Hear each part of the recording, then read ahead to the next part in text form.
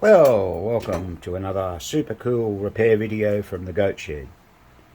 Today is Saturday, January 7th, 2023, and it's 18 degrees Celsius outside, rather miserable rainy day, very humid, which is about 64 degrees Fahrenheit. Now yesterday we received this big Indian in for repair, which is going to require some love. But what we thought we'd do, we'd just go over the machine and show you a few things about it, and then we're going to proceed to show you how we go about doing things.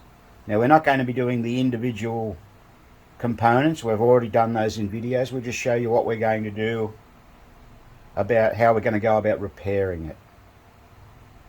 Now don't forget to subscribe to our videos, we appreciate that greatly. Or our channel I should say, and make sure you give us the big thumbs up. And if you've got any comments, please do so below. I also remind people that for technical repair help, we do prefer you go through our Facebook page, which is the Goat Shed EM Pinball Repair Specialists. Sign up for that, and if you do sign up for it, please, there's three questions you have to answer. You must answer those three questions before Spanky will let you into the group.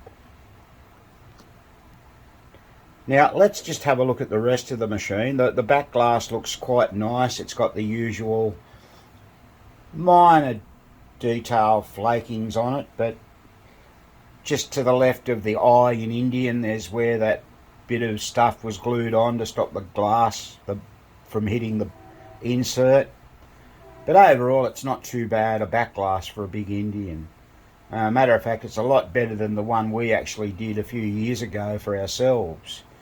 We were going to get another one of those, but it proved too costly to get it over from the USA. So, looking at that cabinet, it's fairly solid. There is a bit of delamination on the left-hand side, but nothing to worry about. Let's have a look at the Playfield. So here we have the Playfield. Now it's pretty dirty. This has been sitting around for quite some time. Now the original, the person who sold this to the guy had pulled it apart and was intending to do work on it himself, but I guess time constraints just prevented it. So we do have all the plastics and some other assorted parts, but we're probably going to have to end up putting new white posts on because they're pretty bad. I should have enough to cover it. It's probably almost time to do another order from PBR toward the end of this month anyway. Now it's got new drop targets too. So if we have a little look down the Playfield, we can see this is actually mylar. You can see the mylar, edge of the mylar here, and it gets all grotty underneath. So we'll get the old hairdryer out and remove it. It should come off okay. We've just got to watch where the Indian chief is up there. They do go a bit funny sometimes, and we don't want to damage that because that would ruin the look of it. So it may be possible we can get it off without doing so. This is an interesting game from Gottlieb, 1973, I think this one. It has a Vera target, it has drop targets, 2 pop bumpers, and a bonus array, and return lanes. Skill shot. Yeah, it's got the skill shot, the big up the top there. It's got the star rollovers. We've got one stuck down there. I pressed that down, didn't come up yesterday, but they'll clean up. We haven't got any new ones of those. I guess we need to order some, but it's just hard to keep an inventory here sometimes. People want to come around and buy stuff, and anyway, we've got to try and keep the parts for ourselves because shipping is just too expensive. Let's have a look inside this game now and see what we can see visually as well. Just as we're about to lift that up to see, this kicker switch is broken, so we'll need to replace that. We had one of those the other day. Yeah, we've got some. So yeah, we do have new ones if we need them, but we'll have to replace that. So you got to look hard. Right, so here's the motorboard. Spanky's been having a little look around, and one of the first things we notice, there's a couple of wires sticking up in the air there, which we'll point to. And they're from that relay just to the front of it, which is the second coin relay, or the W relay. Now, you often see that. I think people, when they're when they need another coil, they're generally like a 9740 coil, so they pinch that one and do what they've got to do with it, and leave the W relay alone. So, as I say, we see that a fair bit. Now, this has still got the trip bank in it at the front, which is great. This is sort of maybe a year or two just before they got into the AX relay, the reset relay. So they changed, or probably the cost of manufacture of these, or to use those big banks against the AX type, BX, CX type relay. I don't know, but this is a much better system and it works a lot better. Now, we've also noted up here that we have, there's the Vera target. Graham's got his hand on the Vera target. That'll probably need some work. There's a lot of work. And if we go up and look a little bit higher, the right flipper coil does look a little bit burnt. Oh, look at that. The bearings are missing the screws. Someone's been greasing this up. It's got grease everywhere. Yeah, it's all greased up. Yeah. So we'll put a flipper kit in there. We generally try and put flipper kits in these days. And it may need a new A5141 flipper coil. Kickers are good. The bonus array, we'll take that out and we'll ground each lamp socket by soldering. We've sort of done that before many times. Normally when we don't do it, we think, oh yeah, it'll be right, and it's not. It's got to be done. Pop bumpers will all be pulled apart and repaired. Looks like someone's put some sort of, like, what do you call it, Loctite on there. You can see the funny colours on there. They're not working all that good. There'll definitely be some lamp sockets that need doing. This one looks cooked. Yeah, there's just saying there might be a burnt out pop bumper coil up there. Yep. That's okay, we can replace that. We'll put a new line cord on it. You saw earlier the line cord. And this game needs a lot of work. Oh, the bonus unit's completely seized, but that's normal. And once again, I emphasise, we're not going to be showing you how to pull bonus units apart. We've done all this in other videos. This is more to show you what we do. This machine only came in, I think I mentioned yesterday, which was Friday. We had a little bit of a gap. We're waiting on some things, as we said in our What's Happening in the Goat Shed January video. So we figured, why not? We rang this chap up and he was champing at the bit to come and bring it round. Now let's go back out and have another look at the back box, or light box as some people call it. Okay, so here we are in the light box insert, and a visual inspection of this reveals a couple of things. The player unit is totally seized. It's not advancing at all. Won't move. So that's going to need some work. The score reel there, as you can see, in player 2, has been sort of pulled apart, and that reel's been put on the wrong way. Look at that dirty ass. And it's filthy. Now, everyone knows the problems with cleaning these. We'll probably just use a bit of warm water and see how we go before we apply anything else to it. We'll go test one first. The Jones plugs will all need cleaning. Now, the other thing we've noticed, there's no channel in the bottom. This machine came without a back box cover, so that been snapped off. The channel's not there. Now, we don't have one of those, but what we might have to do is make up a door out of wood, possibly. We might have unless the owner's got the door and no channel. So that's always a challenge. We may have a channel, but we may not. So I guess when you buy pinball machines, you've got to know what you're looking for, and whoever did buy this off someone, I hope they got it cheap, because that's just missing. Now, the other things that we'll be doing is we'll be taking a look at the other relays here. So there's your Z1 and Z2 relay, your L, M and N relay. So remember, the N relay is always the lowest point. So if it's a 1 point or 10 point, it'll be the N relay. The M is always the 100. The L is always the 1000. And if there was a K relay in there, that would be the 10,000. But there's no K relay in there. You still can't get away from the ASFS relay. It's in there as the match unit or the 0 to 9 unit. So we'll have to attend to that as well. Now, let's show you how we go about removing the insert. It's very simple. It's only 14 screws if they're all there.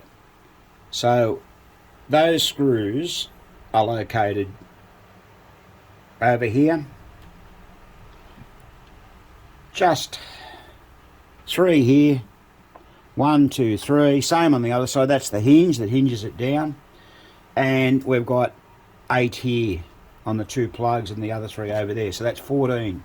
Now, just before we lay this face down on the bench, I want to point something out to you. Probably everyone knows how these hinge down. It's simply a matter of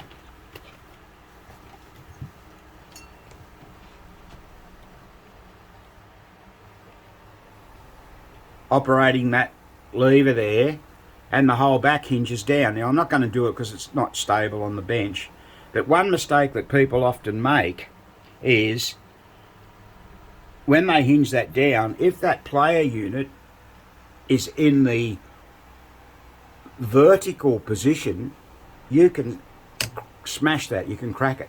So always put the player unit in the horizontal position by operating it. In this case, I would have to physically help that round because it's stuck. Let's think. Games like maybe Target Alpha. Surf Champ, Surfer. They're mainly down there. They're the ones where the player unit's down here that you can do it. But that's just something to be aware of. So in other words, the player unit lives in this area here, not up there. It won't happen there, but it's just, they changed it. For some reason, I don't know, they fit more stuff in. Alright, with all that said, let's get on and do this. Okay, so we've now laid the back box over, and we're removing now those screws on the hinge over there. There's 3 of those.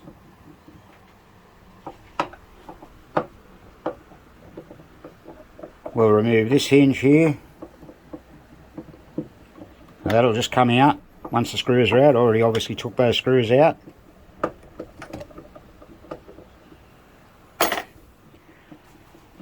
Just having a bit of a look. We've got a bit of work to do over there on the replay unit.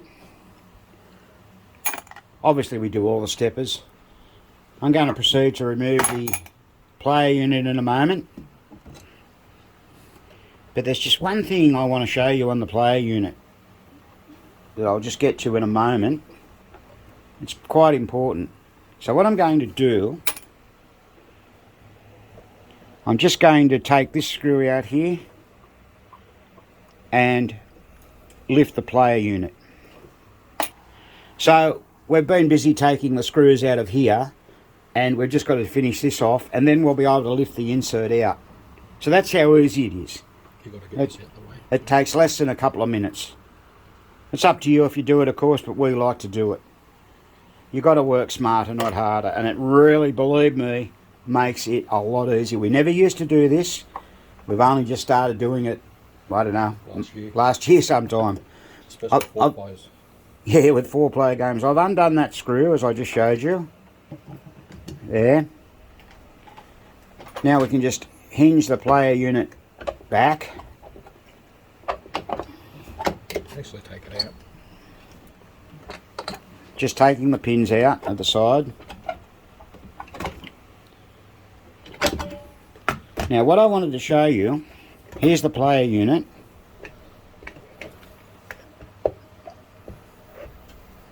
See that? This wire? That often breaks away. That's the ground wire for the lights, the ball lights. So if that's not on there, you won't get any ball lights. It's very common. It often breaks off, or someone's broken the tab. So always look out for that and remember to put it back together. So yeah, people look for a switch that's non-existent switch, because I think it might have come off one of these, but no. Yeah, that's it. So I'm going to pull that apart now and clean it. So now what we've got to do, we've just got to lift this out of the road like this. So that normally lives down there like that. Lift it up out of the road. Now it's going to be, I won't be able to show you this on camera because I can't hold the camera. The two of us sort of do this. But we've just got to get it under this lip here. You don't have to take that off. That bracket, this one here. And there's one on this side as well. You don't have to take them off. So that's it.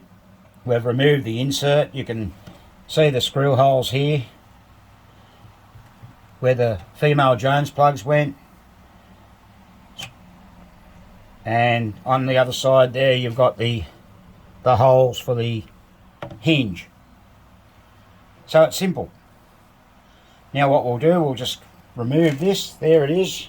Just taking the back glass out, we put that inside the back glass. We'll just get rid of the cabinet itself, and then we'll lay the insert back. There's the insert down there on the floor.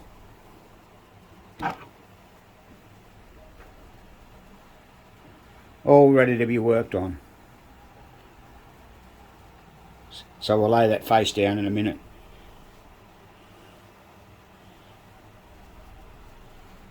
Yeah, it's a bit dirty. See there where that's delaminated? Someone had lacquered the back glass, hadn't let it dry properly, laid that back down, and that little bit of particle board is on the back glass. Now these are the things people don't think. Not that it matters, you don't see it, but yeah, it just, they don't think. Now fortunately we've got a fellow here that can actually make these insert things if needed, and sometimes they are needed. So there's the insert out of the game, and as I said, the advantages are that you haven't got the sides of the back box in the road. And let's have a look at this score reel down. So it's lying flat and you can work on it. It makes a lot of sense, doesn't it? Well, it does to us. So if you wish to follow this procedure, please do. If you don't, well, that's fine too. So there's how you do it. It's very, very easy to do. And really the reality is it just didn't take long. Now, because we work on pinball machines 6 days a week almost, well, we do. We don't want to be, you know, labouring over something that we don't have to worry about and wasting our time. It just makes life so much easier. There's the player unit ready to be pulled apart.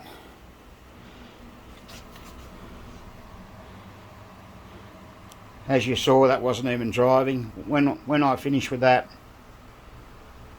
it'll be working perfectly. And we check all the switches and everything like that. So there you go. That's how we do it. So the next thing we're going to do, which we'll show you in the video, is how to remove the Playfield and the motor board. So we're going to get busy now and finish a little bit of this work we've got started here.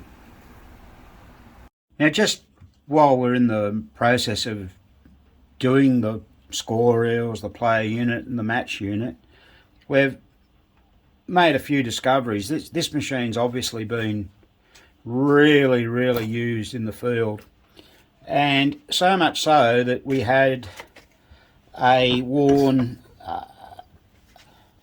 this is the drive unit or drive pull mechanism out of the player unit. What we actually had was, this was all loose. it was so loose it was flopping around. We've had to centre punch, can you see that? In here, the rivet here, it was so loose. I've just never seen one so loose. So we had to centre punch it and then finish it off with a ball peen hammer. Now it's as good as new. Nice and tight. Now as a result of that being so floppy over the years, what's occurred is that the escapement wheel has gotten all burrs on it, all the edge of the teeth. So you can see it's getting a bit shiny in places. We're now putting it in the vise. Had to do the back of it as well. And file each tooth out, because some of them were getting to the point where there was no, what's the correct word? I'm not sure here. There was no meat in there in the different teeth. It's hard to see in there, but that one was pretty badly worn. I don't think I can get enough. Oh, it might be. Yeah, maybe. So just file it out. That's one thing you can do. We'll just show you what we do here. We've got the vise here. We've got the protectors in there. And we've just got a light file. And you file it out, trying to keep the file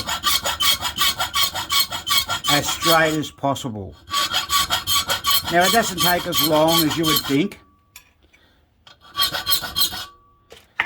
but it had to be done. Yeah, you could probably put another escapement wheel in. Yeah, we've got one. But let's repair it. You know, the player unit is such an important mechanism in the machine. We just thought we'd like to show you that. Right, now there it is, all put back together. As I said, we didn't really intend to show you individual mechanisms, but we thought illustrating the wear in this machine from 1973 was quite phenomenal. So now we have a unit that works fine. There's 30 teeth on there, and it steps through each one flawlessly. It doesn't catch. Sometimes you can get the pawl to stick in. It's all been adjusted, so the drive pawl is going up half a tooth, or down half a tooth I should say, 1.5 teeth. We've put a bit of paper in there like we show in our other videos and checked it. The jam stop's adjusted okay. You should rarely have to adjust the jam stop unless someone's fiddled with it. So this is going to be ready to be put back into the machine. One thing that did happen on this also, the screw broke off. Now as careful as you can be, I only turned the nut a little bit and it broke. So I guess it was just its time. We do keep these in stock. Probably haven't had a broken one for, gee, I don't know, a couple of years. But it can happen. So you've just got to go so slowly. I might have been a bit aggressive, I don't know, but it broke.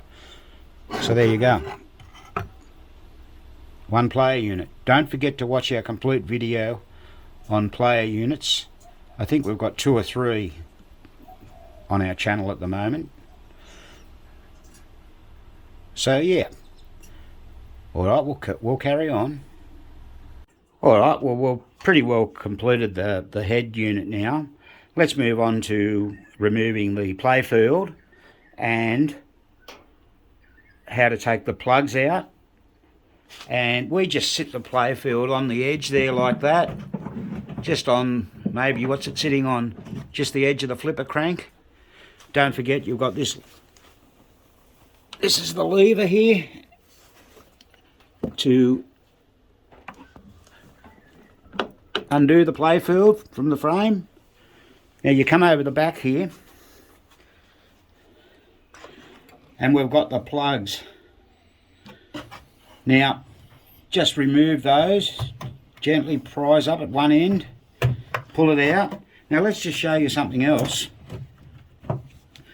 while we've got this out. There's a little plug that comes in from the head unit, and this is it here, that one. It's only got sometimes 4, 6 or 8 pins. Now a lot of people don't plug that back in. It comes from the Playfield and it's generally to do with the scoring. So what we're going to do now, we've got those plugs out. Now we're going to lift the Playfield out of the game. Now let's see how we're going to do this, because I need to help get it out. Let's see. The wonders of making videos, eh? Alright, we'll just turn that light off up there.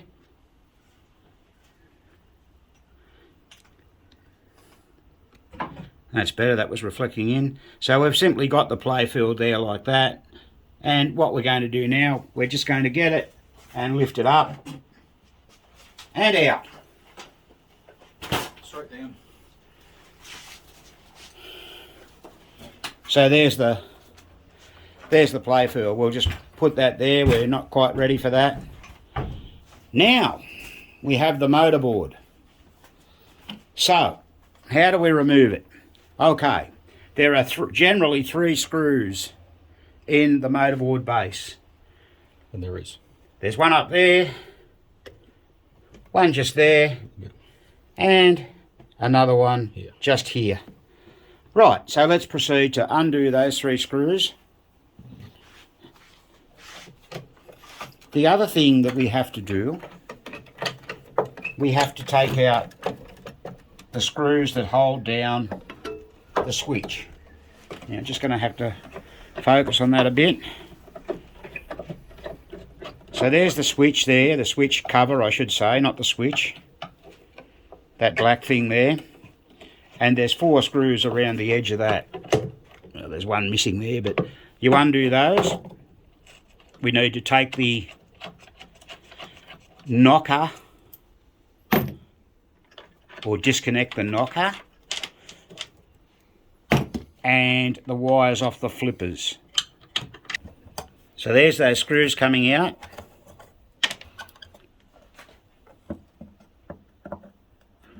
A lot of times this cover isn't on here. I believe you can buy those from PBR. I've seen some interesting innovations with people have made those with jam jar lids. There's the actual switch. Or, spray can lid. That's it, a spray can lid, yeah. Now, we'll just remove the board off here. Take those out. Sometimes it's good to get a pair of pliers on there while you're taking that so you don't pull the whole thing out.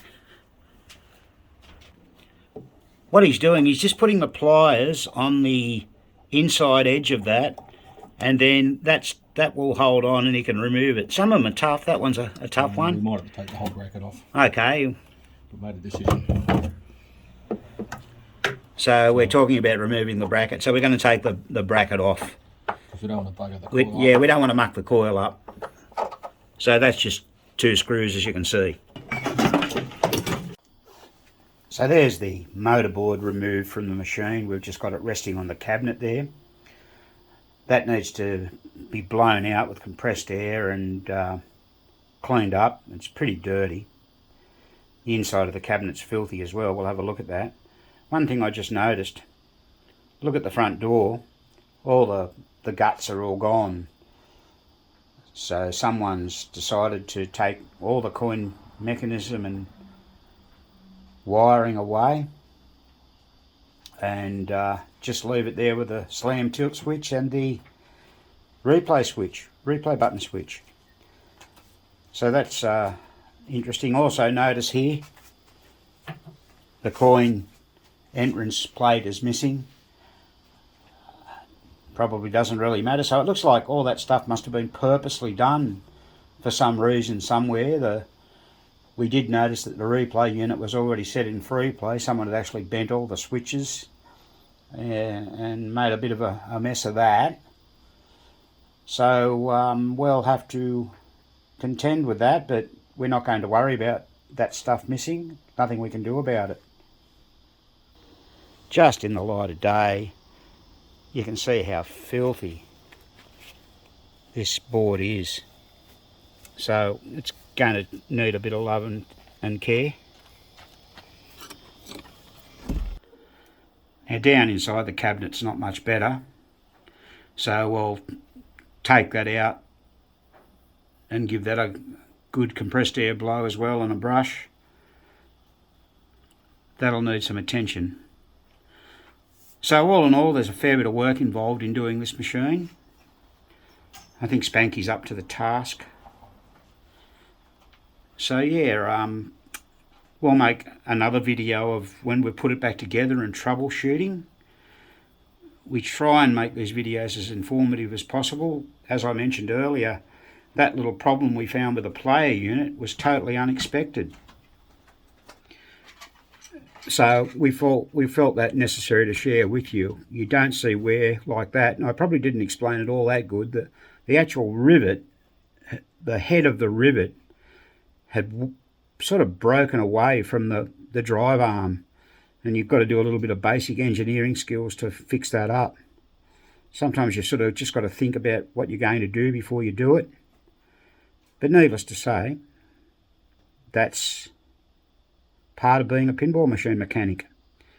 Remember, the guys fixing these back in the 60s and 70s did not encounter things like we showed you in the video earlier on with the worn parts. They simply didn't. At worst case scenario, they probably would have been able to buy a replacement part. And as mentioned, we do have replacement parts here, but when you can fix something, why not do it? You know the old saying, do it once, do it right. So once again, we'd just like to remind you to please subscribe to our channel and give us the big thumbs up on our videos. That's greatly appreciated. We mentioned earlier these videos are now earning us a little bit of money. Not a lot. I think we earned 36 cents overnight. But those funds go towards improving things in the goat shed. We have a lot we need to get and buy. As everyone knows, we really not in this as a business. It's just our hobby. So everything we put into it comes out of our own pockets. And I guess we need to replace some of that stuff. Okay, so once again, thanks very much for watching. And this has been another Goat Shed presentation.